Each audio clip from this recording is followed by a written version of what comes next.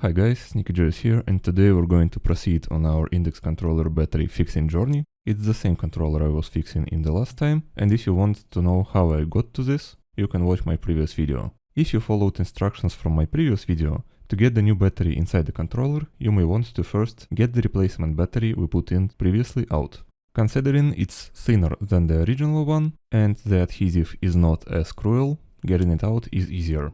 I want to reuse those parts I applied to the battery initially, and just gonna peel them off. Same goes with double-sided adhesive, and I wanna be careful not to rip the battery apart. You can see some bubbles forming on the surface of the battery, but I don't think it's anything big. And now let's see the new battery that we've been working for during the past months. It's basically the same cell as the last time, but now it has 3 wires because a thermistor is added to it. And you can also notice that this new battery has a connector added to it, the same type of connector that is used on Valve Index controller. According to the seller who assembled this battery for us, it's a mix 1.2 connector. It is really tiny and fragile. When I was testing this method of replacement battery on my first controller, I didn't have any troubles getting rid of the hot glue. However, on every controller, the hot glue blob size will be different. To remove this blob, you can just start poking at it with your tweezers or a knife or whatever. I would recommend a knife. With it, you'd be able to cut the top part of the blob, making it softer. Alternatively, you can use a drying fan in order to soften the blob. I wasn't able to properly see this blob myself when I was filming this footage, and I kind of messed up my connector.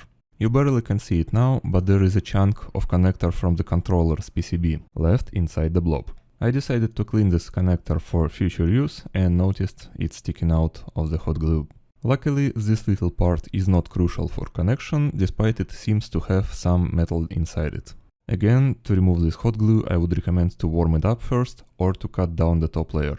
You can see the damages done right here. Regardless, let's try to insert the battery inside the controller. To do this, you need to first insert the connector inside the controller. Bending the wire may help you. You want to position end of the wire above the connector on the controller. For this, you can move the side panel of the controller a bit downwards. And then it's as easy as just pushing down end of the wire inside the connector. And just like this, it is fixed in place. Immediately after that, you want to test if your controller will get power. I've been charging this battery beforehand, but you may want to stick in the micro USB port inside the controller and let it charge for a while. Next thing, you want to figure out the way you want to align the wires and the battery inside the controller. Since I broke a piece on my PCB, I decided that I want the wiring to go on the back end of the controller. Remember to put back the rubberized pad as well as double-sided adhesive. Next, really carefully try to insert the battery inside the controller. Make sure not to poke any holes inside the battery while doing so. Make sure that no ribbon cable will be damaged in the process. After the battery is inside, make sure that wires won't be damaged by you clamping the shell of the controller. Also, make sure that the wires stay on the side of the battery, not on it or underneath it.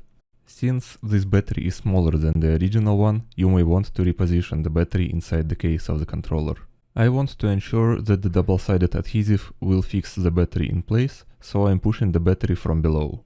It should be holding in place and not falling off. You can also see that I had some troubles with wires and I tried to reposition them. When I did a test reassembly of the controller, one of the wires was jammed between halves of the case. Make sure that the wires of the battery are intact when you finish the assembly.